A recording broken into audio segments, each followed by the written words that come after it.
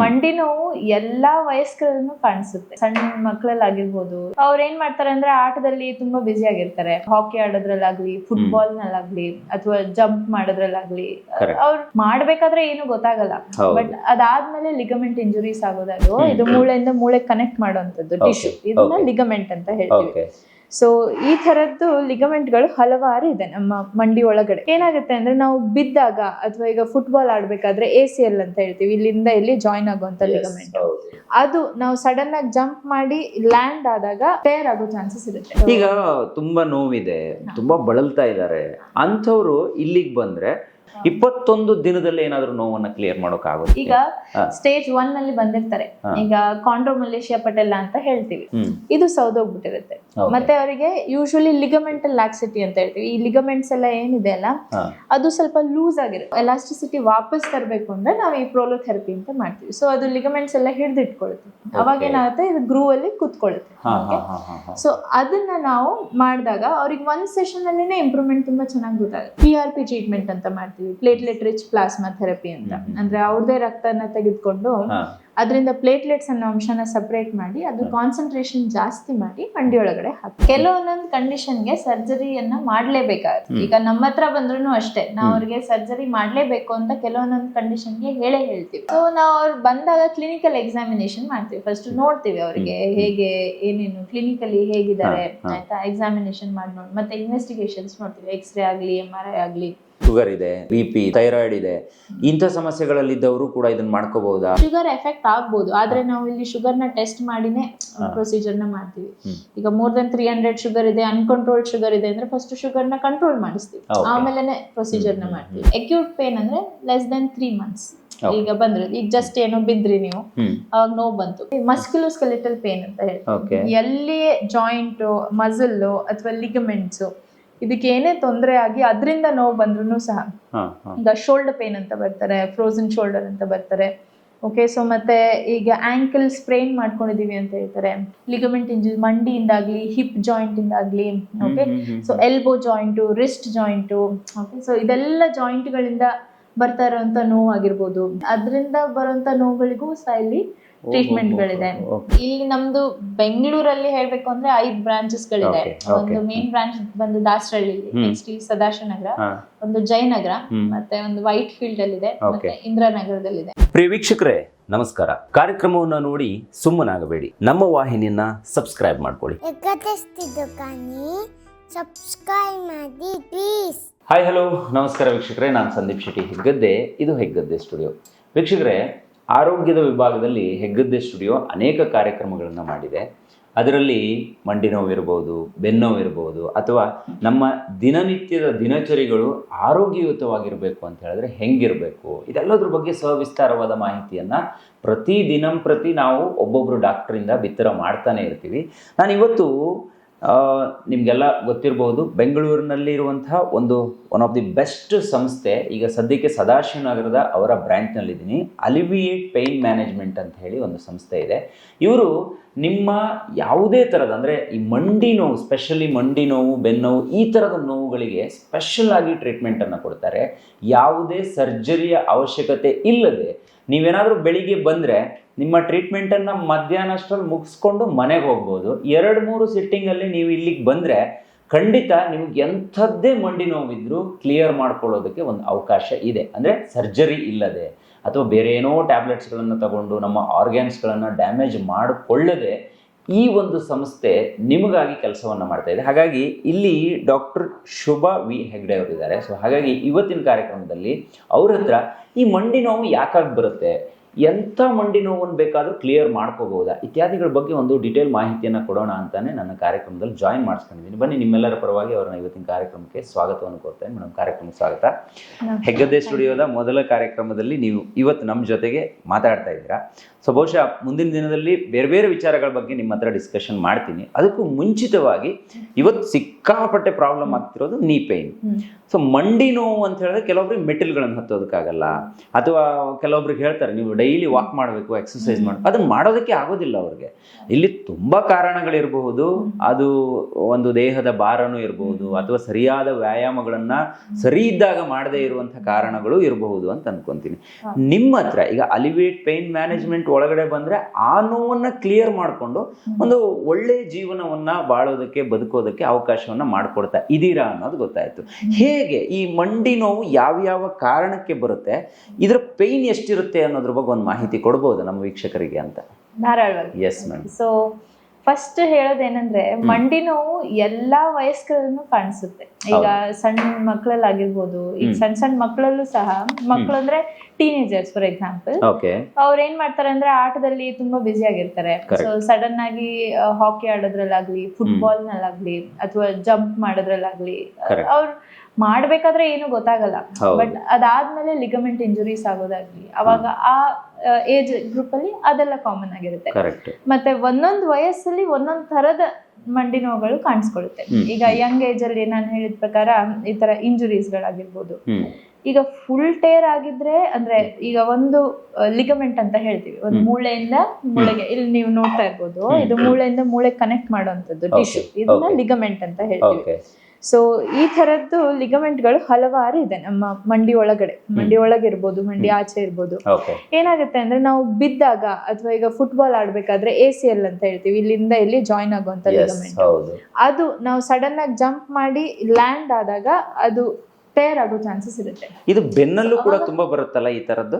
ಬೆನ್ನಲ್ಲೂ ಕೂಡ ಇಂಜುರೀಸ್ ಗಳಾಗುತ್ತೆ, ಅದು ಡಿಸ್ಕ್ ಬಲ್ಜಸ್ ಅಂತ ಹೇಳ್ತೀವಿ. ಆದ್ರೆ ಮಂಡಿಗಳಲ್ಲಿ ligament tear common Young generation ಅಲ್ಲಿ. ಸೊ ಅವಾಗ ಏನಾಗುತ್ತೆ, ಕಂಪ್ಲೀಟ್ ಟೇರ್ ಆಗಿದ್ರೆ ಮಾತ್ರ ಈಗ ಸರ್ಜರೀಸ್ ಗಳಿಗೆ ಹೋಗ್ತಾರೆ. ಅಂದ್ರೆ ಇನ್ಸ್ಟೆಬಿಲಿಟಿ ಇರುತ್ತೆ, ಅಂದ್ರೆ ಪೂರಾ ಭಾರ ಬೇರ್ ಮಾಡಕ್ ಆಗ್ತಾ ಇರಲ್ಲ. ಸೊ ಈ ತರ ಅಲ್ಗಾಡ್ತಾ ಇರುತ್ತೆ, ಸ್ಟೆಬಿಲಿಟಿ ಇರಲ್ಲ ಹೆಜ್ಜೆ ಇಟ್ಟಾಗ, ಅಂತವ್ರಿಗೆ ಸರ್ಜರಿ ಮಾಡ್ತಾರೆ ಹೊರತು, ಈಗ ಸ್ವಲ್ಪ ಟೇರ್ ಆಗಿರುತ್ತೆ ಅವ್ರಿಗೆ ಸರ್ಜರಿ ಬೇಡ ಅಂದಿರ್ತಾರೆ. ಆದ್ರೆ ಅವ್ರಿಗೆ ವಿಪರೀತ ನೋವು, ಈಗ ದಿನನಿತ್ಯದ ಕೆಲಸ ಮಾಡ್ಕೊಳಕ್ಕೂ ಆಗ್ತಾ ಇರಲ್ಲ. ಅದೇ ನೀವ್ ಹೇಳ್ದಂಗೆ ಮೆಟ್ಲು ಹತ್ತಕ್ಕೆ, ಇಳಿಯಕ್ಕೆ ಎಲ್ಲ ನೋವು ಆಗ್ತಾ ಇರುತ್ತೆ. ಮತ್ತೆ ಸುಮ್ನೆ ಈ ತರ ನಿಂತ್ಕೊಂಡು ಜಾಸ್ತಿ ಹೊತ್ತು ನಿಂತ್ಕೊಂಡ್ರು ಸಹ ನೋವು ಆಗ್ತಾ ಇರುತ್ತೆ. ಅಂತ ಕಂಡೀಷನ್ ಗಳಿಗೆ ಈಗ ಸರ್ಜರಿನೂ ಇಲ್ಲ, ನೋವು ಅನ್ಭವಿಸ್ತಾನೆ ಇರ್ಬೇಕಾ, ಬೇಡ. ಸೊ ಅಂತ ಕಂಡೀಷನ್ ಗಳಿಗೂ ನಾವು ಟ್ರೀಟ್ಮೆಂಟ್ ನ ಕೊಡ್ತೀವಿ. ಸೊ ಅದು ಯಾವ ತರ ಅಂದ್ರೆ ಮುಂದೆ ಹೇಳ್ತೀನಿ, ಅದನ್ನ ಯಾವ ತರ ಅಂತ ಡಿಸ್ಕಸ್ ಮಾಡೋಣ. ಬಟ್ ಅದ್ ಅಲ್ದೆ ಈಗ ನೆಕ್ಸ್ಟ್ ಏಜ್ ಗ್ರೂಪ್ ಅಂತ ಹೇಳ್ತೀವಲ್ಲ, ಈಗ 30 to 40s, ಅಥವಾ ಅವಾಗ ಏನಾಗುತ್ತೆ ಅಂದ್ರೆ, ಈಗ ರುಮಟಾಲಜಿಕಲ್ ಕಂಡೀಷನ್ ಅಂತ ಹೇಳ್ತೀವಿ, ಸಂಧಿವಾತ ಕೇಳಿರ್ಬೋದು. ಈಗ ಬೇರೆ ಎಲ್ಲ ಜಾಯಿಂಟ್ಸ್ ಅಲ್ಲೂ ಸಹ ನೋವಿರುತ್ತೆ. ಆಮೇಲೆ ಅವ್ರಿಗೆ ಈ ತರ ಮಂಡಿ ನೋವುಗಳನ್ನು ಕಾಣಿಸ್ಕೊಳ್ಳುತ್ತೆ. ಅವಾಗ ರುಮಟಾಲಜಿಸ್ಟ್ ನ ಕಾಣಿಸ್ಕೊಂಡು ಬಂದು ಆಮೇಲೆ ನಮ್ಮ ಹತ್ರ ಟ್ರೀಟ್ಮೆಂಟ್ ಗಳನ್ನ ತಗೋಬಹುದು. ಈಗ ಲಾರ್ಜ್ ಜಾಯಿಂಟ್ಸ್ ಅಂತ ಹೇಳ್ತೀವಿ, ಈಗ ಹಿಪ್ ಜಾಯಿಂಟ್ ಆಗಿರ್ಬೋದು, ಅಥವಾ ಮಂಡಿ ಜಾಯಿಂಟ್ ಆಗಿರ್ಬೋದು, ಶೋಲ್ಡರ್ ಜಾಯಿಂಟ್ ಆಗಿರ್ಬೋದು, ಅದಕ್ಕೆಲ್ಲ ನಾವು ಇಂಜೆಕ್ಷನ್ಸ್ ಮಾಡ್ಬೋದು. ಸಣ್ಣ ಜಾಯಿಂಟ್ಸ್ ಗೆ ರುಮಟಾಲಜಿಸ್ಟ್ ನೇ ಕಾಣ್ಬೇಕಾಗುತ್ತೆ. ಅದಾದ್ಮೇಲೆ ಈಗ 50 years ಅಂತ ಇಟ್ಕೊಳ್ಳಿ, ಈಗ 50 to 60 or 50 years and above. Okay, ಅವ್ರಿಗೆ ಏನಾಗುತ್ತೆ ಅಂದ್ರೆ, ಈಗ ಮಂಡಿ ಸೌದಿರೋದು. ಓಕೆ, ಸೊ ಇಲ್ಲಿ ಏನಾಗುತ್ತೆ, ಇದು ಮೇಲ್ಗಡೆ ಮೂಳೆ, ತೊಡೆ ಭಾಗದ್ದು, ಇದು ಕಾಲ್ ಭಾಗದ ಮೂಳೆ, ಮತ್ತೆ ಇಲ್ಲಿರೋದು ಮುಂದೆ ಇರೋದು ಮಂಡಿ ಚಿಪ್ಪು. ಸೊ ಇದು ಮಾಂಸಖಂಡ ಈ ತರ ಬಂದ್ ಇಲ್ಲಿ ಅಟ್ಯಾಚ್ ಆಗುತ್ತೆ. ಸೊ ಏನಾಗುತ್ತೆ ಅಂದ್ರೆ, ಇಲ್ಲಿ ಮಾರ್ಕ್ ಕಾಣ್ತಿರ್ಬೋದು, ಇಲ್ಲಿ ಒಂದು ಕುಶನ್ ತರ ಅಟ್ಯಾಚ್ ಆಗಿರುತ್ತೆ, ಅದನ್ನ ನಾವು ಕಾರ್ಟಿಲೇಜ್ ಅಂತ ಹೇಳ್ತೀವಿ. ಇದ್ರ ಮೇಲೇನು ಇರುತ್ತೆ, ಮತ್ತೆ ಇದ್ರ ಮೇಲೇನು ಇರುತ್ತೆ. ಇದು ಲಿಗಮೆಂಟ್ ಇದಲ್ಲ, ಇಲ್ಲಿ ಮೇಲೆ ಕುಶನ್ ಬೇರೆ ಇರುತ್ತೆ, ಮತ್ತೆ ಇದ್ರ ಹಿಂದೆನೂ ಕುಶನ್ ಇರುತ್ತೆ. ಓಕೆ, ಸೊ ಅದೇನಾಗುತ್ತೆ ಅಂದ್ರೆ, ವಯಸ್ಸು ಆದಂಗೆ ಸವಿತಾ ಬರುತ್ತೆ. ಸವಿತಾ ಬಂದಾಗ ಎರಡು ಮೂಳೆ ಮಧ್ಯ ಗ್ಯಾಪ್ ಕೂಡ ಕಡಿಮೆ ಆಗುತ್ತೆ. ಮತ್ತೆ ಇಲ್ಲಿ ಮೂಳೆ ಈ ತರ ಎದ್ದು ಬರೋದು, ಅದೆಲ್ಲ ಆಸ್ಟಿಯೋಫೈಟ್ ಅಂತ ಹೇಳ್ತೀವಿ, ಅದೆಲ್ಲ ಚೇಂಜಸ್ ಕಾಣಿಸ್ಕೊಳ್ಳುತ್ತೆ. ಓಕೆ, ಸೊ ಅದೆಲ್ಲ ಕಂಪ್ಲೀಟ್ ಚೇಂಜಸ್ ನ ಮಂಡಿ ಒಳಗಡೆ ನೀರು ತುಂಬಿಕೊಂಡಿದೆ ಅಂತ ಹೇಳ್ತಾರೆ. ಸೊ ಅದೇ ಇದೆಲ್ಲ ಚೇಂಜಸ್ ನಾವು ಆಸ್ಟಿಯೋ ಆರ್ಥರೈಟಿಸ್ ಅಂತ ಹೇಳ್ತೀವಿ, ವಯಸ್ಸಿಂದ ಬಂದಂತ ಸವಕಳಿ. ಅದ್ರಲ್ಲಿ ಮತ್ತೆ 4 ಸ್ಟೇಜ್ ಇದೆ. ಫಸ್ಟ್ 3 stages ಅಲ್ಲಿ ಡೆಫಿನೆಟ್ಲಿ ನಾವು ಟ್ರೀಟ್ಮೆಂಟ್ ನ ಕೊಡ್ತೀವಿ. ಇಂಜೆಕ್ಷನ್ ಬೇಸ್ಡ್ ಟ್ರೀಟ್ಮೆಂಟ್ ಬೆಟರ್ ಇರುತ್ತೆ. ಸರ್ಜರಿ ಯೂಶುವಲ್ ಆಗಿ ಮಾಡೋದಿಲ್ಲ. ಓಕೆ, ಸೊ ಲೇಟರ್ ಸ್ಟೇಜಸ್ ಅಲ್ಲಿ, ಸ್ಟೇಜ್ 4 ಅಲ್ಲಿ ಯೂಶುವಲಿ ಸರ್ಜರಿ ಒಂದೇ ಆಪ್ಷನ್ ಅಂತ ಹೇಳ್ತಾರೆ, ಯಾಕೆಂದ್ರೆ ಬೆಂಡ್ ಬಂದಿರುತ್ತೆ. ಕೆಲವೊಬ್ರಿಗೆ ಈಗ ಹಾರ್ಟ್ ಪ್ರಾಬ್ಲಮ್ ಇರುತ್ತೆ, ಅವ್ರಿಗೆ ಸರ್ಜರಿಗೆ ಹೋಗೋಕೆ ಆಗಲ್ಲ. ಬಟ್ ಸ್ಟೇಜ್ 4 ಆರ್ಥರೈಟಿಸ್ ಇದೆ, ಏನ್ ಮಾಡೋದು? ನಮ್ಮಲ್ಲಿ ಅಂತವ್ರಿಗೂ ಸಹ ಟ್ರೀಟ್ಮೆಂಟ್ ಗಳಿದೆ. ತುಂಬಾ ವಯಸ್ಸಾಗಿದೆ, ಈಗ 90+ years ಇದೆ ಅಂತವ್ರಿಗೂ ಈಗ ಸರ್ಜರಿ ಬಂದಿದೆ, ಇಲ್ಲ ಅಂತ ಅಲ್ಲ. ಬಟ್ ಕೆಲವೊಬ್ರಿಗೆ ಹೋಗೋದಕ್ಕೆ ಆಗೋದಿಲ್ಲ, ಅಂದ್ರೆ ಮನೇಲಿ ನೋಡ್ಕೊಳ್ಳೋರು ಇರಲ್ಲ, ಯಾಕೆಂದ್ರೆ ಇಂಡಿಪೆಂಡೆಂಟ್ ಆಗಿ ಇರಲ್ಲ ಕೆಲವೊಬ್ರು, ಅಂದ್ರೆ ಯಾರ ಮೇಲೆ ಆದ್ರೂ ಡಿಪೆಂಡೆಂಟ್ ಇರ್ತಾರೆ. ಓಕೆ, ಸೊ ಅಂತವ್ರಿಗೆ ಕೂಡ ಈ ಇಂಜೆಕ್ಷನ್ ಬೇಸ್ಡ್ ಟ್ರೀಟ್ಮೆಂಟ್ ನ ಮಾಡ್ಕೊಂಡು ಅವ್ರ ದಿನನಿತ್ಯದ ಕೆಲಸ ಆರಾಮಾಗಿ ಮಾಡ್ಕೊಂಡು ಸಾಗಂಗೆ ಮಾಡಕ್ಕಾಗುತ್ತೆ. ಈಗ ನೀವು ಹೇಳಿದ್ರಿ ಕ್ರೀಡೆಯಲ್ಲಿರುವವ್ರಿಗೆ ಈ ತರದ ಪ್ರಾಬ್ಲಮ್ಗಳು ಏನೋ ಎಲ್ಲೋ ಲ್ಯಾಂಡಿಂಗ್ ಆಗುವಾಗ ಪ್ರಾಬ್ಲಮ್ ಆಗಿರೋದು ಅಥವಾ ಓವರ್ ಆಗಿ ಆಟ ಆಡಿರೋದು ಪ್ರಾಬ್ಲಮ್ ಆಗಿರೋದು. ಸರ್ಟೈನ್ ಏಜ್ ಆದವ್ರಿಗೆ ಸುಮಾರು ಪ್ರಾಬ್ಲಮ್ಸ್ಗಳು ಕಾಣಿಸ್ಕೊಳ್ತಾ ಇರುತ್ತೆ. ಅದರಲ್ಲಿ ಮಂಡಿ ನೋವು ತುಂಬಾ ವಿಪರೀತ ಇರುತ್ತೆ. ಹೌದು, ನಾನು ಹೇಳೋದು ನಮ್ಮ ವೀಕ್ಷಕರು, ಈಗ ಯಾರೋ ಒಂದು ಒಳ್ಳೆ ಸರ್ಟೈನ್ ಏಜ್ ಅಲ್ಲಿ ಇರೋರು ಮುಂದಿನ ಫ್ಯೂಚರ್ ಅಲ್ಲಿ ಅವ್ರಿಗೆ ಮಂಡಿ ನೋವೇ ಬರಬಾರ್ದು ಅಂತ ಇದ್ರೆ ಅವ್ರು ಹೆಂಗ್ ಬದುಕಬೇಕು, ಹಾಗಾದ್ರೆ ಏನ್ ಮಾಡ್ಬೇಕು ಅಂತ? ಈಗ ಆಕ್ಚುಲ್ ಆಗಿ ಹೇಳ್ಬೇಕು ಅಂದ್ರೆ ಈಗ 50 ವರ್ಷದಲ್ಲಿ ಅಥವಾ 60 ವರ್ಷದಲ್ಲಿ ಬಂದಿರೋ ಮಂಡಿ ನೋವು ಅವಾಗ ಶುರುವಾಗಿದೆ ಅಂತಲ್ಲ. 20 ವರ್ಷದಿಂದ ನೀವ್ ಏನ್ ಮಾಡಿದೀರಾ ಹಿಂದಿನ ರಿಸಲ್ಟ್. ಹೌದು, ಅದ್ರ ಹಿಂದಿನ ರಿಸಲ್ಟ್. ಫಸ್ಟ್ನೇದಾಗಿ ನಾವು ಏನೇ ಇಂಜೆಕ್ಷನ್ ಕೊಟ್ರು ಸಹ, ಈಗ ಸರ್ಜರಿನೇ ಮಾಡ್ಲಿ ಇಂಜೆಕ್ಷನ್ನೇ ಕೊಡ್ಲಿ, ಕೆಲವೊಂದನ್ನ ಫಾಲೋ ಮಾಡ್ಲೇಬೇಕಾಗತ್ತೆ. ಅಂದ್ರೆ for example physiotherapy and exercises ಅಂತ ಹೇಳ್ತೀವಿ. ಈಗ ಜಾಯಿಂಟ್ ಅಂದ ತಕ್ಷಣ ಬರೀ ಮೂಳೆ ಅಷ್ಟೇ ಅಲ್ಲ, ಮಾಂಸಖಂಡಗಳು ಅಟ್ಯಾಚ್ ಆಗಿರುತ್ತೆ, ಆಯ್ತಾ. ನಾವು ಬರೀ ಜಾಯಿಂಟ್ ಗಷ್ಟೇ ಒಳಗಡೆ ಇಂಜೆಕ್ಷನ್ ಕೊಟ್ಬಿಟ್ರೆ ಎಲ್ಲ ಸರಿ ಹೋಯ್ತು, ನಂಗೆ ಇಂಜೆಕ್ಷನ್ ಒಂದಿಂದನೇ ಆರಾಮಾಯ್ತು ಅಂತಲ್ಲ. ಫಿಸಿಯೋಥೆರಪಿ ಎಕ್ಸರ್ಸೈಸಸ್ ಗಳನ್ನ ಮಾಡಿ, ಯಾಕೆಂದ್ರೆ ಇದೆಲ್ಲ ವೇಟ್ ಬೇರಿಂಗ್ ಜಾಯಿಂಟ್, ನಮ್ಮ ಭಾರನ ಬೇರ್ ಮಾಡುವಂತ ಜಾಯಿಂಟ್. ಇದಕ್ಕೆ ಮಾಂಸಖಂಡ ಸ್ಟ್ರಾಂಗ್ ಇಲ್ಲ ಅಂದ್ರೆ ನಾವೀಗ ಕೂತು ಹೇಳ್ಬೇಕಾದ್ರೆ ಮಂಡಿ ಭಾರ ಎಲ್ಲ ಬಿಟ್ಟು ಹೇಳ್ಬೇಕಾದ್ರೆ ಅವಾಗ ಆಲ್ರೆಡಿ ಸವಕಳಿ ಬಂದಿದ್ರೆ ಇನ್ನ ಜಾಸ್ತಿ ಹೊಡೆತ ಬೀಳುತ್ತೆ. ಅವಾಗ ಈ ಮಾಂಸಖಂಡ ಸ್ಟ್ರಾಂಗ್ ಇದ್ರೆ ಇದು ಸ್ವಲ್ಪ ವೇಟ್ ಹಿಡ್ಕೊಳ್ಳುತ್ತೆ. ಹೇಗೆ ಸ್ಟ್ರಾಂಗ್ ಮಾಡ್ಕೊಳ್ಳೋದು? ಹಾಗೆ ಎಕ್ಸರ್ಸೈಸಸ್ ಹೇಳ್ತೀವಿ, ಅಂದ್ರೆ ನಾವು ನಮ್ಮ ನೀ ಸ್ಟ್ರೆಂಥನಿಂಗ್ ಎಕ್ಸರ್ಸೈಸಸ್ ಅಂತಾನೆ ಇದೆ. ಅದನ್ನ ನಾವು ಹೇಳಿದ್ವಲ್ಲ, ಹಿಂದೆಯಿಂದನೂ ಮಾಡ್ಕೊಂಡು ಬರ್ಬೇಕಾಗುತ್ತೆ. ಈಗ ಆಫ್ಟರ್ 30 years ಮಸಲ್ ಲಾಸ್ ಅಂತ ಆಗುತ್ತೆ. ಅದಕ್ಕೆ ಈಗ ಎಲ್ಲರೂ ಇಂತಿಷ್ಟು ಪರ್ಸೆಂಟೇಜ್ ಆಫ್ ಮಸಲ್ ಅದ್ ಲಾಸ್ ಆಗ್ತಾ ಹೋಗುತ್ತೆ ಆಸ್ ಏಜ್ ಪ್ರೋಗ್ರೆಸಸ್ ಆಫ್ಟರ್ 30. ಈಗ ನಾವು ಸುಮ್ಮನೆ ಕುತ್ಕೊಂಡ್ರು ಆಗುತ್ತೆ, ಎಕ್ಸರ್ಸೈಸ್ ಮಾಡಿದ್ರು ಆಗುತ್ತೆ. So it's better that we strengthen the muscle. ಈಗ ಇರೋಂತ ಮಾಂಸಖಂಡನ ಸ್ಟ್ರಾಂಗ್ ಮಾಡ್ಕೊಳಕ್ಕೆ ಅದಕ್ಕೆ ಎಲ್ಲ ಜಿಮ್ಗೆ ಹೋಗ್ತಾ ಇದಾರೆ, ಸ್ಟ್ರೆಂತ್ ಟ್ರೈನಿಂಗ್ ಅಂತ ಮಾಡ್ತಾರೆ, ವೇಟ್ಸ್ ಎತ್ತಾರೆ. ಏನಕ್ಕೆ? ಟು ಡೂ ಅಂದ್ರೆ ಆ ಮಾಂಸಖಂಡ ಏನಿದೆ ಅಲ್ಲ ಅದನ್ನ ಸ್ಟ್ರೆಂಥನ್ ಮಾಡ್ಕೊಳಕ್ಕೆ. ಐ ಥಿಂಕ್ ಎಲ್ಲೋ ಒಂದ್ ಕಡೆ ಒಳ್ಳೆ ಆಹಾರನೂ ಕೂಡ ಇಂಪಾರ್ಟೆಂಟ್ ಆಗುತ್ತಲ್ಲ. ಎಸ್, ಅದು first one is physiotherapy. Second ಬರೋದು ಲೈಫ್ ಸ್ಟೈಲ್ ಮಾಡಿಫಿಕೇಶನ್. ಅದ್ರಲ್ಲಿ 3 ವಿಧಗಳಿದೆ. ಅಂದ್ರೆ ಅದ್ರಲ್ಲಿ ನ್ಯೂಟ್ರಿಷನ್ ಅನ್ನೋದು ಅದೇ ನೀವು ಹೇಳ್ದಂಗೆ ಏನ್ ತಗೊಂತಾ ಇದೀವಿ ಅದು ಮ್ಯಾಟರ್ ಆಗುತ್ತೆ. ಈಗ 30 years ತನಕ ಏನು ಗೊತ್ತಿರಲ್ಲ, ಪೇರೆಂಟ್ಸ್ ಹೇಗೆ ಹೇಳ್ತಾರೆ ಹಾಗೆ ಮಾಡೋದಾಗಿರುತ್ತೆ, ಹಳೆ ಕಾಲದಿಂದ ಹೇಗ್ ನಡ್ಕೊಂಡ್ ಬಂದಿದೆ ಅದನ್ನೇ ಫಾಲೋ ಮಾಡೋದಾಗಿರುತ್ತೆ. ಬಟ್ ಎಲ್ಲದೂ ಸರಿ ಅಂತ ಅಲ್ಲ, ಕೆಲವೊಂದು ನಮ್ಗೂನು ನಾಲೆಜ್ ಇರಲ್ಲ, ಆಮೇಲೆ ಗೊತ್ತಾಗ್ತಾ ಹೋಗುತ್ತೆ. ಹೇಗೆ ಅಂದ್ರೆ ಯಾವ ತರದ ಆಹಾರ ತಗೋಬೇಕು. ಈಗ ಮಸಲ್ಸ್ಗೆ ಪ್ರೋಟೀನ್ ಇಂಪಾರ್ಟೆಂಟ್ ಆಗುತ್ತೆ. ಸೊ ಕೆಲವೊಬ್ಬೊಬ್ರದ್ದು ಆಹಾರದಲ್ಲಿ ಪ್ರೋಟೀನ್ ಅಂಶ ಅನ್ನೋದೇ ಇರಲ್ಲ, ಬರೀ ಅನ್ನ ಸಾರು ಆ ತರದ್ದೇ ಅಷ್ಟೇ ಇರುತ್ತೆ. ಸಾರು ಆದ್ರೂ ತಿಳಿ ಸಾರು ಇರುತ್ತೆ. ಈಗ ದಾಲ್ ತರ ಏನು ಇರಲ್ಲ ಅದ್ರಲ್ಲಿ. ಅಂದ್ರೆ ಪೌಷ್ಟಿಕಾಂಶ ಯಾವ್ಯಾವ ತರದಲ್ಲಿ ಬೇಕು ಅನ್ನೋದು ಗೊತ್ತಿರಲ್ಲ. ಸೊ ಆ ನ್ಯೂಟ್ರಿಷನ್ ಮೇಲೆ ನಾವು ಒಂದ್ ಸ್ವಲ್ಪ ಕಾನ್ಸಂಟ್ರೇಟ್ ಮಾಡ್ಬೇಕಾಗುತ್ತೆ. ಈಗ ತುಂಬಾ ನೋವಿದೆ, ತುಂಬಾ ಬಳಲ್ತಾ ಇದ್ದಾರೆ ಅಂಥವ್ರು ಇಲ್ಲಿಗೆ ಬಂದ್ರೆ ಒಂದು 20-21 ದಿನದಲ್ಲೇ ನೋವನ್ನ ಕ್ಲಿಯರ್ ಮಾಡ್ಕೋಬಹುದು. ಒಂದ್ ಸಿಟ್ಟಿಂಗ್ ಅಲ್ಲೇ ಅವ್ರಿಗೆ ಅರ್ಧ ರಿಲ್ಯಾಕ್ಸ್ ಆಗ್ಬಿಡುತ್ತೆ ಅನ್ನೋದನ್ನ ನಾನು ಕಳೆದ ಬಾರಿ ನಿಮ್ಮ ಇನ್ನೊಂದು ಸೆಂಟ್ರಿಗೆ ಭೇಟಿ ಕೊಟ್ಟಾಗ ನಾನು ಕೇಳಿದ್ದೆ. ಅದನ್ನ ನಿಮ್ಮ ಹತ್ರ ಕೇಳ್ಬೇಕು ಅಂತ ಅನ್ಸುತ್ತೆ.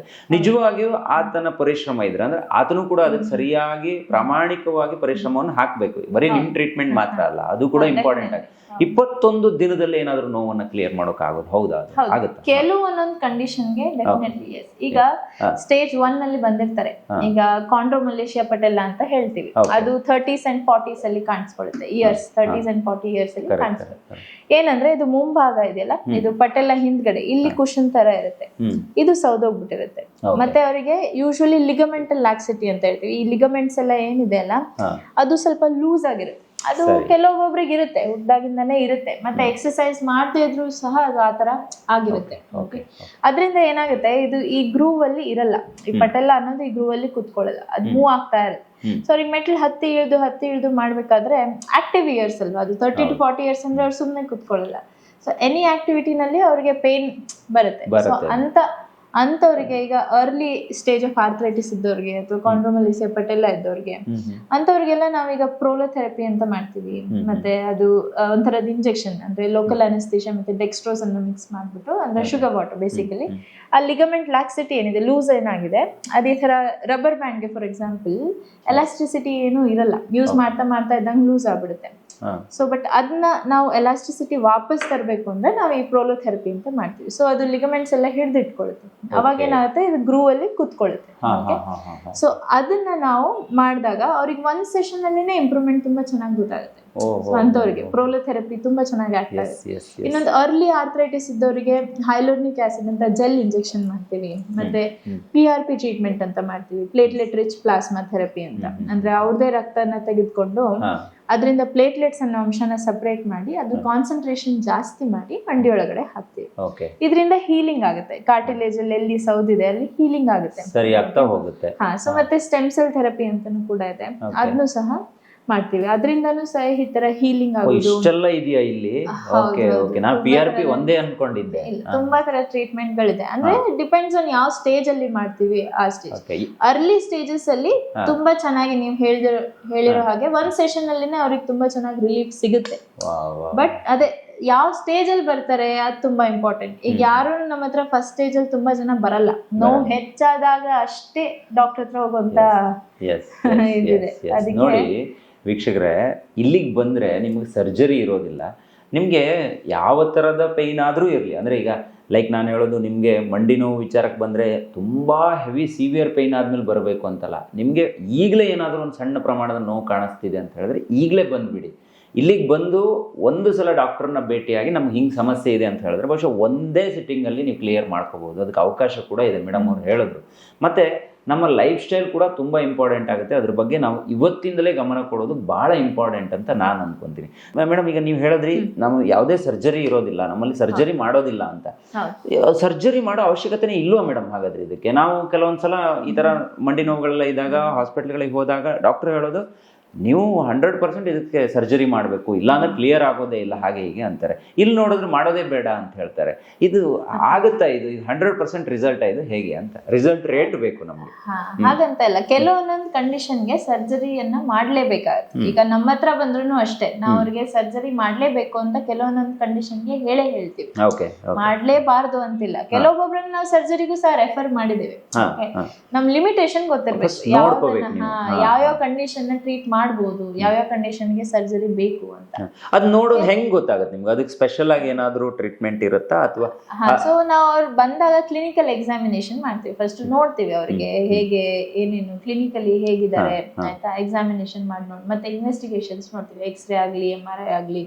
ಓಕೆ, ಕೆಲವೊಂದೊಂದು ಕಂಡೀಷನ್ಗೆ ಈಗ ಸ್ಟೇಜ್ 4 ಆಗಿದೆ, ಮತ್ತೆ ಈ ತರ ಮಂಡಿ ತುಂಬಾ ಕೂಡ್ಕೊಂಡ್ಬಿಟ್ಟಿದೆ, ಅವಾಗ ನಾವು ಏನೇ ಟ್ರೀಟ್ಮೆಂಟ್ ಕೊಟ್ಟರು ಸಹ ಮೆಕ್ಯಾನಿಕಲ್ ಪ್ರಾಬ್ಲಮ್ ಆಗುತ್ತೆ. ಓಕೆ, ಸೊ ಕೆಲವೊಂದೊಂದು ಕಂಡೀಷನ್ ಅಲ್ಲಿ ಅದು ಈ ತರ ಹೊಳ್ಬಿಟ್ಟಿದೆ, ಓಕೆ, ಮಂಡಿ ಕೂತ್ಕೊಂಡು ಹೊಳ್ಬಿಟ್ಟಿದೆ, ಅದು ನೆಕ್ಸ್ಟ್ ಸ್ಟೇಜು. ಸೊ ಅಂತವ್ರಿಗೆಲ್ಲ ನಾವು ಆಪ್ಷನ್ ಫಸ್ಟ್ ಕೊಡೋದೇ ಸರ್ಜರಿಗೆ ಹೋಗಿ ಅಂತ. ಕೆಲವೊಂದೊಂದು ಕಂಡೀಷನ್ ಕ್ಲಿಯರ್ ಆಗಲ್ಲ. ಬಟ್ ಕೆಲವು ಹೇಗಿರುತ್ತೆ ಅಂದ್ರೆ, ಈಗ ಅವರಿಗೆ ಸರ್ಜರಿ ಹೇಳಿರ್ತಾರೆ, ಖಡಾಖಂಡಿತವಾಗಿ ಸರ್ಜರಿನೇ ಬೇಕಾಗಿರುತ್ತೆ. ಬಟ್ ಈಗ ಮನೆಯಲ್ಲಿ ಎಲ್ಲರಿಗೂ ಈಗ ಸರ್ಜರಿಗೆ ಹೋದ್ರೆ ಅದ್ರದ್ದು ಲಿಮಿಟೇಷನ್ಗಳಿದೆ. ಅಂದ್ರೆ ಸ್ವಲ್ಪ ನೋಡ್ಕೊಳ್ಳೋರು ಯಾರಾದ್ರೂ ಬೇಕಾಗುತ್ತೆ. ಸೊ ಅಂತವ್ರಿಗೆ ಸರ್ಜರಿಗೆ ಹೋಗೋ ಅಷ್ಟು ಕೆಲವೊಬ್ರಿಗೆ ದುಡ್ಡು ಇರಲ್ಲ, ಕೆಲವೊಬ್ರಿಗೆ ನೋಡ್ಕೊಳ್ಳೋರು ಇರಲ್ಲ. ಓಕೆ, ಸೊ ಅಂತ ಕಂಡೀಷನ್ಗೆ ನೋವು ಎಷ್ಟಾದ್ರೂ ಆಗ್ಲಿ, ನೋವು ಒಂಚೂರು ಕಡಿಮೆ ಮಾಡಿದ್ರೆ ಸಾಕು ಅಂತ ಹೇಳುತ್ತೆ. ಅಂತವ್ರಿಗೆ ನಾವು ನೋವು ಕಡಿಮೆ ಮಾಡ್ಬೋದು ಹೊರತು ಕ್ಲಿಯರ್ ಮಾಡಕ್ಕಾಗಲ್ಲ, ಕಂಡೀಷನ್ ನ ಪೂರಾ ಕ್ಲಿಯರ್ ಮಾಡಕ್ ಆಗಲ್ಲ. ಬಟ್ ನೋವು ಕಡಿಮೆ ಮಾಡಿದ್ರೆ ಸಾಕು, ಅವ್ರಿಗೆ ಇಂಡಿಪೆಂಡೆಂಟ್ ಆಗಿ ಆ ಏಜ್ ಅಲ್ಲಿ ಅವ್ರ ದಿನನಿತ್ಯದ ಕೆಲಸ ಮಾಡ್ಕೊಂಡು ಹೋಗೋಷ್ಟು ನೋವನ್ನ ಒಂಚೂರು ಕಡಿಮೆ ಮಾಡಿ. ಯಾವ್ಯಾವ್ದೋ ಟ್ಯಾಬ್ಲೆಟ್ಸ್ ಗಳನ್ನ ನಾವು ತಗೊಂಡು ಈ ಯಾವ್ಯಾವ್ದೋ ಆರ್ಗ್ಯಾನ್ಸ್ ಗಳನ್ನ ಡ್ಯಾಮೇಜ್ ಮಾಡ್ಕೊಳ್ಳೋದಕ್ಕಿಂತ ಮತ್ತೆ ಇನ್ನೊಂದು ಯಾವ್ದೋ ಕಾಯಿಲೆಗೆ ನಾವು ಬೀಳೋದಕ್ಕಿಂತ ಈ ತರ ಮಾಡೋದು ಬೆಸ್ಟ್ ಅಂತ ನೀವು ಹೇಳ್ತೀರಿ.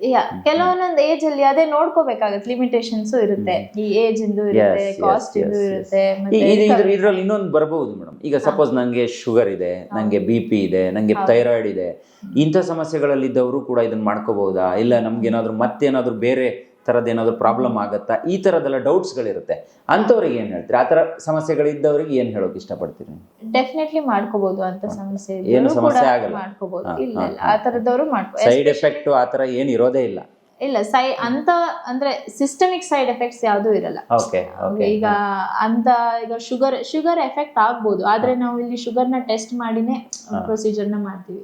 ಈಗ more than 300 ಶುಗರ್ ಇದೆ, ಅನ್ಕಂಟ್ರೋಲ್ಡ್ ಶುಗರ್ ಇದೆ ಅಂದ್ರೆ ಫಸ್ಟ್ ಶುಗರ್ ನ ಕಂಟ್ರೋಲ್ ಮಾಡಿಸ್ತೀವಿ, ಆಮೇಲೆ ಪ್ರೊಸೀಜರ್ ನ ಮಾಡ್ತೀವಿ. ಆ ತರ ನಾವು ಪ್ರಿಕಾಷನ್ಸ್ ನ ತಗೊಂಡೇ ಮಾಡ್ತೀವಿ. ಈಗ ಕೆಲವೊಬ್ರಿಗೆ ಹಾರ್ಟ್ ಕಂಡೀಷನ್ ಇರುತ್ತೆ, ಅವ್ರಿಗೆ ಸರ್ಜರಿ ಮಾಡಕ್ ಆಗಲ್ಲ, ಅಂತವ್ರಿಗೆ ಈ treatment best, better than surgery. ಎಲ್ಲಿಯವರೆಲ್ಲ ಬರ್ತಾರೆ ಮೇಡಮ್ ಇಲ್ಲಿ? ಈಗ ನಾನು ಆಗ್ಲೇ ಬಂದೆ, ನೀವು ತುಂಬಾ ಬಿಸಿ ಇದ್ರಿ, ಅಪ್ ಟು 3 o'clock ತನಕನೂ ಇವತ್ತು ಬೆಳಗ್ಗೆಯಿಂದ ಬಿಸಿ ಇದ್ರಿ ಅನ್ನೋದನ್ನ ಕೇಳ್ಪಟ್ಟೆ.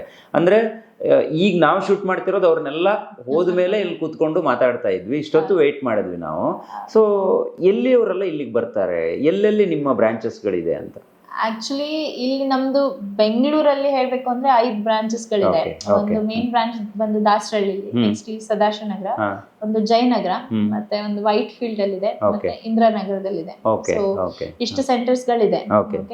ಬಟ್ ಹೇಳ್ಬೇಕು ಅಂದ್ರೆ ತುಂಬಾ ದೂರದಿಂದ, ಈಗ ಫಾರಿನ್ ಕಂಟ್ರೀಸ್ ಇಂದ ಕೂಡ ಈಗ ಜನ ಬರ್ತಾರೆ. ಯಾರೋ ಬೆಳಿಗ್ಗೆ ಒಬ್ರು ಬಂದಿದ್ರು, ಫ್ರೆಂಚ್ ಪರ್ಸನ್ ಒಬ್ರು ಬಂದಿದ್ರು ಟ್ರೀಟ್ಮೆಂಟ್ ಗೋಸ್ಕರ. ಸೊ ವರ್ಡ್ ಆಫ್ ಮೌತ್ ಇಂದ ಬರ್ತಾ ಇದಾರೆ, ಬೇರೆ ಇವರು ಕೂಡ ಡಾಕ್ಟರ್ಸ್ ಕೂಡ ರೆಫರ್ ಮಾಡಿ, ಸೊ ಅಲ್ಲಿಂದನೂ ಕೂಡ ಬರ್ತಾ ಇದಾರೆ. ಈಗ ಇಲ್ಲಿಂದ ಹೇಳ್ಬೇಕು ಅಂದ್ರೆ ಕರ್ನಾಟಕದಿಂದ ಅದು ಬೀದರ್ ತುದಿಯಿಂದನೂ ಜನ ಬಂದು ಹಿಂದಿನ ದಿನ ರಾತ್ರಿ ಬಂದು ಪ್ರೊಸೀಜರ್ ಮುಗಿಸ್ಕೊಂಡು ಸಹ ಅದೇ ದಿನ ರಾತ್ರಿ ಟ್ರಾವೆಲ್ ಮಾಡೋದು ಕೂಡ ಇದೆ. ಒಂದೇ ದಿನದಲ್ಲಿ ನಿಮ್ಮನ್ನ ನೋಡಿ ಪ್ರೊಸೀಜರ್ ಅನ್ನ ಮುಗಿಸ್ಕೊಂಡು ಅವತ್ತೇನೆ ಅವ್ರ ಮನೆಗೂ ಹೋಗ್ಬೋದು. ಇಲ್ಲಿ ಉಳ್ಕೊಳ್ಳೋ ತರ ಏನಿರಲ್ಲ, ಉಳ್ಕೊಳ್ಳೋ ತರ ಇಲ್ಲ, ಸ್ಟೇ ಮಾಡೋದಿಲ್ಲ. ಇದೆಲ್ಲ ಡೇ ಕೇರ್ ಪ್ರೊಸೀಜರ್ಸ್ ಆಗಿರುತ್ತೆ. ಉಳ್ಕೊಳ್ಬೇಕು ಅಂತ ಇಲ್ಲ, ಅದೊಂದು ಅಡ್ವಾಂಟೇಜ್. ಈಗ ಸೊ ಬೇಗ ಮುಗಿಸ್ಕೊಂಡು ಅವ್ರ ದಿನನಿತ್ಯದ ಕೆಲಸಕ್ಕೆ ಅವರು ಸಾಗ್ಬೋದು. ಎಸ್ ಕೊನೆಯದಾಗಿ ಮೇಡಮ್, ಯಾವ್ಯಾವ ತರದ ಪೇನ್ಗಳು ಇರುತ್ತೆ? ಈಗ ನಾವು ಮಂಡಿ ನೋವು ಗೊತ್ತು, ನಮ್ಗೆ ಬೆನ್ನು ನೋವು ಗೊತ್ತು, ಈ ಕ್ಯಾನ್ಸರ್ ಪೇನ್ ಅಂತ ಒಂದಿದೆ ಅನ್ನೋದು ಗೊತ್ತು. ಸೊ ಇದ್ರಲ್ಲಿ ತುಂಬಾ ವೆರೈಟಿ ಇದೆ ಅನ್ನೋದನ್ನ ನಾನು ಕೇಳ್ಪಟ್ಟಿದ್ದೆ. ನೀವು ಆಸ್ ಎ ಡಾಕ್ಟರ್ ಆಗಿ ಇದ್ರ ಬಗ್ಗೆ ಒಂದು ಸಣ್ಣ ಮಾಹಿತಿ ನಮ್ಮ ವೀಕ್ಷಕರಿಗೆ ಕೊಡಬಹುದಾ ಅಂತ, ಯಾವ್ಯಾವ ರೀತಿಯ ಪೇನ್ಗಳೆಲ್ಲ ಇರುತ್ತೆ ಅಂತ? ಸೊ ಈಗ ಹೇಳ್ಬೇಕು ಅಂದ್ರೆ ಎರಡ್ ತರದ್ ನೋವೇ ಎರಡ್ ತರದ್ ನೋವಿದೆ. ಒಂದು ಅಕ್ಯೂಟ್ ಪೇನ್ ಅಂತ ಇದೆ, ಇನ್ನೊಂದು ಕ್ರಾನಿಕ್ ಪೇನ್ ಅಂತ ಇದೆ. ಅಕ್ಯೂಟ್ ಪೇನ್ ಅಂದ್ರೆ ಲೆಸ್ ದೆನ್ 3 months ಈಗ ಬಂದ್ರೆ, ಈಗ ಜಸ್ಟ್ ಏನೋ ಬಿದ್ರಿ ನೀವು, ಅವಾಗ ನೋವು ಬಂತು, ಅವಾಗ 3 ತಿಂಗಳು ಆಯ್ತು ನೋವು ಗುಣ ಆಗುತ್ತೆ, ನಿಮ್ ಬಾಡಿನೇ ಹೀಲ್ ಮಾಡುತ್ತೆ ಅಂತ ಬಿಡ್ತೀವಿ, ಅದು ಅಕ್ಯೂಟ್ ಪೇನ್ ಆಗುತ್ತೆ. ಕ್ರಾನಿಕ್ ಪೇನ್ ಅನ್ನೋದು 3 ತಿಂಗಳು ಆದ್ಮೇಲೂ ಸಹ ನಿಮ್ಗೆ ನೋವಿದೆ ಅಂತ ಆದ್ರೆ ಅದು ಕ್ರಾನಿಕ್ ಪೇನ್ ಅಂತ ಆಗುತ್ತೆ. ನಾವು ನೋಡುವಂತದ್ದು chronic pain. Okay, so chronic pain ಅಲ್ಲಿ ಮತ್ತೆ 7 ಬಗೆ ಇದೆ. ಸೊ ಒಂದು ಓರೋಫೇಶಿಯಲ್ ಪೇನ್ ಅಂತ ಹೇಳ್ತೀವಿ. ಈಗ ಫೇಸ್ ಇಂದ ಬರುವಂತದ್ದಾಗ್ಲಿ, ಹೆಡ್ ಏಕ್ ಬರುವಂತದ್ದಾಗ್ಲಿ, ಓಕೆ, ಫೇಸ್ ಅಲ್ಲಿ ಟ್ರೈಜಮೈನಲ್ ನ್ಯೂರಾಲಜಿಯಾ ಅಂತ ಇರುತ್ತೆ. ಒಂದು ಇಲ್ಲಿ ಹಲ್ ಕೀಳ್ಸಿದ ಮೇಲೆ ಕೆಲವೊಬ್ಬರಿಗೆ ಅಲ್ಲಿ ಶಾಕ್ ತರ ಸೆನ್ಸೇಷನ್ ಬರ್ತಾ ಇರುತ್ತೆ. ಸೊ ಅದನ್ನ ಟ್ರೈಜಮೈನಲ್ ಸುಸೈಡ್ ಡಿಸೀಸ್ ಅಂತಾನು ಕರಿತೀವಿ ಅದನ್ನ. ಸೊ ಅಷ್ಟು ನೋವು ತಡ್ಕೊಳ್ದೆ ಆಗದಷ್ಟು ನೋವಿರುತ್ತೆ ಅವ್ರಿಗೆ. ಓಕೆ, ಸೊ ಅದು ಟ್ರೈಜಮೈನಲ್ ನ್ಯೂರಾಲಜಿಯಾ ಅಂತ, ಅದಕ್ಕೂ ಸಹ ಟ್ರೀಟ್ಮೆಂಟ್ ಇದೆ. ಮತ್ತೆ ಟೆಂಪೊರೊಮ್ಯಾಂಡಿಬ್ಯುಲರ್ ಜಾಯಿಂಟ್ ಇರುತ್ತೆ ಇಲ್ಲಿ ಕೆಲವೊಬ್ಬರಿಗೆ, ಅದನ್ನು ಟ್ರೀಟ್ಮೆಂಟ್ ಇದೆ. ಅಲ್ಲೂ ನಾವು PRP ಮಾಡ್ತೀವಿ, ಇಂಜೆಕ್ಷನ್ಸ್ ಗಳಿದೆ ಇದಕ್ಕೂ. ಸೊ ಅಂದ್ರೆ ಈಗ ಹಲ್ ಕಡಿಯೋ ಅಭ್ಯಾಸ ಇರುತ್ತೆ ಕೆಲವೊಬ್ಬರಿಗೆ, ಬ್ರುಕ್ಸಿಸಮ್ ಅಂತ ಹೇಳ್ತೀವಿ, ಅದರಿಂದ ಈ ಜಾಯಿಂಟ್ ತೊಂದರೆಗಳು, ಈ ತರ ತೊಂದರೆ ಆಗ್ಬೋದು, ಇದು ನೋವು ಆಗ್ಬೋದು, ಮತ್ತೆ ಬಾಯಿ ಕಳಿಯೋಕೆ ಸಹ ಆಗದೆ ಇರ್ಬೋದು. ಓಕೆ, ಸೊ ಅದು ಓರೋಫೇಶಿಯಲ್ ಪೇನ್ಸ್ ಅಲ್ಲಿ ಅದು ಬರುತ್ತೆ. ಮತ್ತೆ ಡಿಫ್ರೆಂಟ್ ಟೈಪ್ಸ್ ಆಫ್ ಮೈಗ್ರೇನ್. ಈಗ ನನ್ಗೆ ಮೈಗ್ರೇನ್ ಅಂತ ಇದೆ ಅಂತ ಬರ್ತಾರೆ, ಆದ್ರೆ ಅವರಿಗೆ ಬೇರೆ ತರದ ತಲೆನೋವು ಇರುತ್ತೆ, ಆ ತರ. ಸೊ ತಲೆನೋವಲ್ಲಿನೇ ಬಗೆ ಅದು ಇದೆಯಾ ಮೇಡಮ್? ಡೆಫಿನೆಟ್ಲಿ ಅದನ್ನು ನಾವು ಟ್ರೀಟ್ ಮಾಡ್ತೀವಿ. ಮೈಗ್ರೇನ್ಗೂ ಇದೆ, ಮೈಗ್ರೇನ್ಗೂ ಟ್ರೀಟ್ಮೆಂಟ್ ಇದೆ. ಸೊ ಟೆನ್ಷನ್ ಹೆಡ್ಏಕ್ಸ್, ಮೈಗ್ರೇನು, ಅದಕ್ಕೂ ಎಲ್ಲ ಟ್ರೀಟ್ಮೆಂಟ್ ಗಳಿದೆ. ಸೊ ಅದು first type of chronic pain. Okay, so second ಆಗಿ ಬಂದು ಏನ್ ಹೇಳ್ತೀವಿ ನಾವು, ಅಬ್ಡಾಮಿನಲ್ ವಿಸರಲ್ ಪೇನ್ ಅಂತ ಹೇಳ್ತೀವಿ. ಹೊಟ್ಟೆ ಭಾಗದಲ್ಲಿ ಹರ್ನಿಯಾ ಸರ್ಜರಿ ಆದ್ಮೇಲೆ ನೋವಾಗಿರ್ಬೋದು. ಈಗ ಕೆಲವೊಬ್ರಿಗೆ ಮೆನ್ಸಸ್ ಅಲ್ಲಿ ಪೇನ್ ಬರ್ತಾ ಇರ್ಬೋದು, ತುಂಬಾ ಸಿವಿಯರ್ ಆಗಿ ಬರ್ತಾ ಇರ್ಬೋದು. ಓಕೆ, ಸೊ ಅಂತ ಕಂಡೀಷನ್ಸ್ ಗಳಿಗೆ. ಓಕೆ, ಆಮೇಲೆ third one post surgical pain ಅಂತ ಹೇಳ್ತೀವಿ, ಸರ್ಜರಿ ಆದ್ಮೇಲೆ ಬಂದಂತ ನೋವುಗಳಿಗೆ. ಸೊ ಈಗ ಎಲ್ಲಿ ಹೊಲಿಗೆ ಹೊಲ್ದಿರ್ತಾರೆ, ಸ್ಕಾರ್ ಅಲ್ಲಿ ಮುಟ್ಟಿದ್ರೆ ನೋವು ಬರುವಂತದ್ದು, ಅಲ್ಲಿ ನಮ್ನೆಸ್ ಇರುವಂತದ್ದು. ಸೊ ಪೋಸ್ಟ್ ಸರ್ಜಿಕಲ್ ಪೇನ್ ಗಳಿಗೂ ಸಹ ಇಲ್ಲಿ ಟ್ರೀಟ್ಮೆಂಟ್ ಇದೆ. ಮತ್ತೆ 4ನೇದು ಕ್ಯಾನ್ಸರ್ ಪೇನ್, ನೀವು ಹೇಳ್ದಂಗೆ. ಓಕೆ, ಸೊ ಕ್ಯಾನ್ಸರ್ ಪೇನ್ಗೂ ಸಹ ಪೋಸ್ಟ್ ಕ್ಯಾನ್ಸರ್ ಇಂದ ಯಾವ ತರದ್ ರಿಲೇಟೆಡ್ ಪೇನ್ ಬಂದ್ರು ಸಹ ಟ್ರೀಟ್ಮೆಂಟ್ ಇದೆ. ಮತ್ತೆ 5ನೇದು ನಾವೇನ್ ಹೇಳ್ತೀವಿ, ಮಸ್ಕ್ಯುಲೋಸ್ಕೆಲಿಟಲ್ ಪೇನ್ ಅಂತ ಹೇಳ್ತೀವಿ. ಎಲ್ಲಿ ಜಾಯಿಂಟ್, ಮಸಲ್ ಅಥವಾ ಲಿಗಮೆಂಟ್ಸ್ ಇದಕ್ಕೆ ಏನೇ ತೊಂದರೆ ಆಗಿ ಅದರಿಂದ ನೋವು ಬಂದ್ರು ಸಹ, ಈಗ ಶೋಲ್ಡರ್ ಪೇನ್ ಅಂತ ಬರ್ತಾರೆ, ಫ್ರೋಸನ್ ಶೋಲ್ಡರ್ ಅಂತ ಬರ್ತಾರೆ, ಓಕೆ. ಸೊ ಮತ್ತೆ ಈಗ ಆಂಕಲ್ ಸ್ಪ್ರೇನ್ ಮಾಡ್ಕೊಂಡಿದೀವಿ ಅಂತ ಹೇಳ್ತಾರೆ, ಅದಕ್ಕೂ ಸಹ ಟ್ರೀಟ್ಮೆಂಟ್ ಇದೆ. ಲಿಗಮೆಂಟ್ ಇಂಜುರಿ ಮಂಡಿಯಿಂದಾಗ್ಲಿ, ಹಿಪ್ ಜಾಯಿಂಟ್ ಇಂದಾಗ್ಲಿ, okay. So elbow joint, wrist joint, okay. So ಇದೆಲ್ಲ ಜಾಯಿಂಟ್ಗಳಿಂದ ಬರ್ತಾ ಇರೋಂಥ ನೋವು ಆಗಿರ್ಬೋದು. ಸೊ ಓಕೆ, ಅದರಿಂದ ಬರೋಂಥ ನೋವುಗಳಿಗೂ ಸಹ ಇಲ್ಲಿ ಟ್ರೀಟ್ಮೆಂಟ್ಗಳಿದೆ.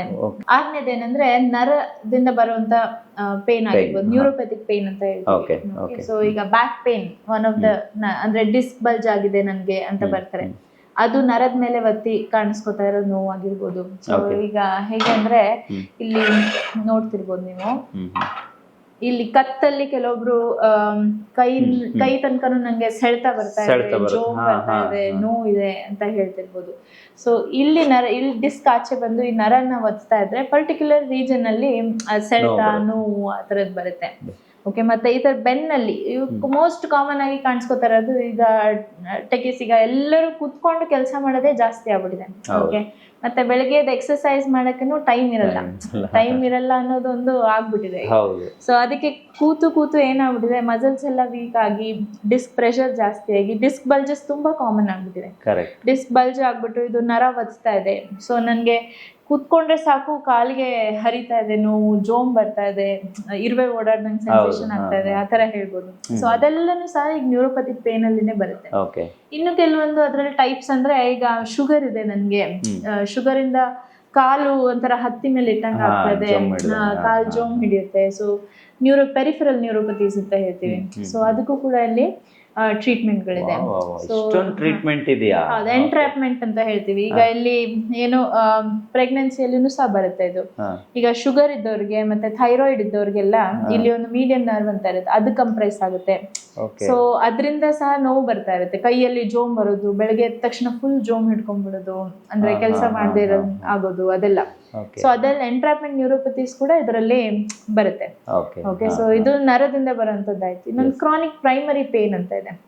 ಈಗ ನಿಮ್ಗೆ ಶರೀರದಲ್ಲಿ ಎಲ್ಲೂ ಗಾಯ ಆಗಿರಲ್ಲ, ಬಟ್ ಅವ್ರಿಗೆ ಬಾಡಿ ತುಂಬಾ ನೋವಿರುತ್ತೆ. ಸೊ ಈಗ ಇಲ್ಲಿ ಮುಟ್ಟಿದ್ರೆ ಸಹ ನೋವು.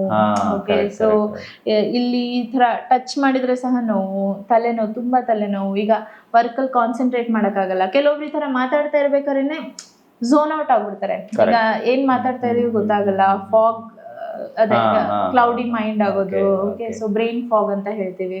ಸೊ ಈ ತರ ಆಗೋದೆಲ್ಲ ಇದೆ. ಸೊ ಅದರಲ್ಲಿ ಕ್ರಾನಿಕ್ ಪ್ರೈಮರಿ ಪೇನ್ ಫೈಬ್ರೋಮಯಾಲ್ಜಿಯಾ ಅಂತ ನಾವು ಇನ್ನೊಂದು ಕಂಡೀಷನ್ ಹೇಳ್ತೇವೆ, ಇಲ್ಲ ಕ್ರಾನಿಕ್ ವೈಡ್ ಸ್ಪ್ರೆಡ್ ಪೇನ್ ಅಂತ ಹೇಳ್ತೇವೆ. ಎಲ್ಲ ಕಡೆ ನೋವಿರುತ್ತೆ, ಬಟ್ ಅವ್ರಿಗೆ ಎಲ್ಲೂ ಗಾಯ ಇರಲ್ಲ. ಸೊ ಅಂತ ಕಂಡೀಷನ್ಗಳಿಗೂ ಇಲ್ಲಿ ಟ್ರೀಟ್ಮೆಂಟ್ ಇದೆ. ಸೊ ಇಂಥ 7 ಬಗೆಯ ನೋವುಗಳನ್ನ ನಾವು ಡಿವೈಡ್ ಮಾಡ್ತೀವಿ. 7 ಬಗೆಯ ನೋವುಗಳು, ಅದರಲ್ಲಿ ಮತ್ತೆ ಯಾವ್ಯಾವ ನೋವುಗಳು ಅನ್ನೋದ್ರ ಬಗ್ಗೆ ಒಂದು ಡೀಟೇಲ್ ಮಾಹಿತಿ ಕೊಟ್ರಿ. ಈಗ ಬಹುಶಃ ನನಗೆ ಈ ಕಾರ್ಯಕ್ರಮನ ಇಲ್ಲಿ ಮುಗಿಸೋದಕ್ಕೆ ಇಷ್ಟ ಇಲ್ಲ. ನಾನು ನೆಕ್ಸ್ಟ್ ಬಹುಶಃ ಇದನ್ನ ಇವತ್ತೇನು ಪಾಯಿಂಟ್ ಹೇಳಿದ್ರಿ, ಇದನ್ನ ಇಟ್ಕೊಂಡು ಇನ್ನೊಂದಿಷ್ಟು ಪ್ರಶ್ನೆಗಳನ್ನ ಆಯ್ದುಕೊಂಡು ನಿಮ್ಮ ಮುಂದೆ ಬರ್ತೀನಿ ಅಂತ ಹೇಳೋಕೆ ಇಷ್ಟಪಡ್ತೀನಿ. ಬಹುಶಃ ಶುಭ ಅವರು ನಮಗೆ ಇವತ್ತು ಏನು ಸಮಸ್ಯೆಗಳು ಇರುತ್ತೆ ಅದನ್ನು ಹೆಂಗೆ ಕ್ಲಿಯರ್ ಮಾಡ್ಕೋಬಹುದು, ಅದರಲ್ಲೂ ಮುಖ್ಯವಾಗಿ ನಾನು ಇವತ್ತು ಮಾಹಿತಿ ಕೊಡ್ಬೇಕು ಅನ್ಕೊಂಡಿದ್ದು ಮಂಡಿ ನೋವು. ಆದರೆ ಅದನ್ನು ಬಿಟ್ಟು ಬೇರೆ ಥರದ ನೋವುಗಳಿಗೂ ಕೂಡ ಇಲ್ಲಿ ಒಂದು ಟ್ರೀಟ್ಮೆಂಟ್ ಇದೆ ಅನ್ನೋದು ಗೊತ್ತಾಯಿತು. ಮೇಡಮ್, ನಿಮಗೆ ನಮ್ಮ ಹೆಗ್ಗದ್ದೆ ಸ್ಟುಡಿಯೋ ಕಡೆಯಿಂದ ತುಂಬ ಧನ್ಯವಾದವನ್ನು ಹೇಳ್ತೀವಿ. Thank you madam. Thank you. ನೋಡಿದ್ರಲ್ಲ ವೀಕ್ಷಕರೇ, ಇದು ಇವತ್ತಿನ ವಿಶೇಷ. ಸೊ ನಾನಿಲ್ಲಿಗೆ ಬಂದಿದ್ದು ಈ ವಿಚಾರ, ಮಂಡಿ ನೋವಿನ ಬಗ್ಗೆ ತಿಳಿಸ್ಬೇಕು. ತುಂಬ ಜನ ಸರ್ಜರಿ ಅಂತ ಹೋಗ್ತಾ ಇದ್ದಾರೆ. ಆ ಸರ್ಜರಿಯನ್ನು ಬಿಟ್ಟು ಸರ್ಜರಿ ಇಲ್ಲದೆ ಒಂದಿಷ್ಟು ದಿನದಲ್ಲಿ ನಿಮ್ಗೆ ಎಂಥ ಕ್ರಾನಿಕ್ ಪೇಯ್ನ್ ಇದ್ರೂ ಕೂಡ ಅದನ್ನು ಕ್ಲಿಯರ್ ಮಾಡ್ಕೊಳ್ಳೋಕೆ ಅವಕಾಶ ಇದೆಯಾ, ಇದನ್ನು ತಿಳಿಸೋಣ ಅಂತ ಬಂದೆ. ಸೊ ಇಲ್ಲಿಗೆ ಬಂದಾಗ ಗೊತ್ತಾಯಿತು, ಈ ನೋವುಗಳಲ್ಲೇ 7 ವೆರೈಟಿ ಇದೆ, ಅದರಲ್ಲಿ ಮತ್ತೆ ಒಂದಿಷ್ಟು ವಿಭಾಗಗಳಿದೆ, ಅವೆಲ್ಲವೂ ಕೂಡ ಇಲ್ಲಿ ಟ್ರೀಟ್ಮೆಂಟ್ ಸಿಗುತ್ತೆ ಅಂತ. ಸೊ ಇದು ಈ ಹೊತ್ತಿನ ವಿಶೇಷ. ಡಿಸ್ಕ್ರಿಪ್ಷನ್ ಬಾಕ್ಸಲ್ಲಿ ಕಂಪ್ಲೀಟ್ ಆದ ಡೀಟೇಲ್ಸ್ ಇರುತ್ತೆ, ಇಲ್ಲಿಯ ಲೊಕೇಶನ್ ಅಡ್ರೆಸ್ ಇರುತ್ತೆ, ಜೊತೆಗೆ ಇವರ ಎಲ್ಲ ಸೆಂಟರ್ಗಳ ಅಡ್ರೆಸ್, ಲೊಕೇಶನ್ ಲಿಂಕ್ ಎಲ್ಲ ಕೊಟ್ಟಿರ್ತೀನಿ. ಯಾರಿಗೆ ಎಲ್ಲಿ ನಿಯರ್ ಬೈ ಆಗುತ್ತೆ ಅಲ್ಲಿಗೆ ಹೋಗ್ಬೋದು. ಇಲ್ಲಿಗೆ ಬಂದು ಮಧ್ಯಾಹ್ನ ಅಷ್ಟರಲ್ಲೇ ನಿಮ್ಮ ಎಲ್ಲ ಕೆಲಸವನ್ನು ಮುಗಿಸ್ಕೊಂಡು ವಾಪಸ್ ಮನೆಗೆ ಹೋಗೋ ಥರ ಇವರು ವ್ಯವಸ್ಥೆಯನ್ನು ಮಾಡಿದ್ದಾರೆ. ಅಲಿವೇಟ್ ಪೇಯ್ನ್ ಮ್ಯಾನೇಜ್ಮೆಂಟ್ ಅಂತ ನೀವು ಗೂಗಲಲ್ಲಿ ಸರ್ಚ್ ಮಾಡಿದ್ರು ಕೂಡ ಒಂದಿಷ್ಟು ಡೀಟೇಲ್ಸ್ಗಳು ಸಿಗುತ್ತೆ ಅಂತ ಹೇಳ್ತಾ, ನಾನು ಡಿಸ್ಪ್ಲೇಲ್ಲೇ ಇಲ್ಲಿಯ ಕಾಂಟ್ಯಾಕ್ಟ್ ನಂಬರ್ ಕೊಟ್ಟಿರ್ತೀನಿ. ಈ ಥರದ ಯಾವುದೇ ನೋವುಗಳಿಂದ ನೀವು ಬಳಲ್ತಾ ಇದ್ದರೆ ಒಂದು ಸಲ ಮೇಡಮ್ ಅವ್ರನ್ನ ಕಾಂಟ್ಯಾಕ್ಟ್ ಮಾಡಿ ಅಂತ ಹೇಳ್ತಾ ಇವತ್ತಿನ ಕಾರ್ಯಕ್ರಮ ಮುಗಿಸ್ತಾ ಇದ್ದೀನಿ. Stadium Heggadde studio.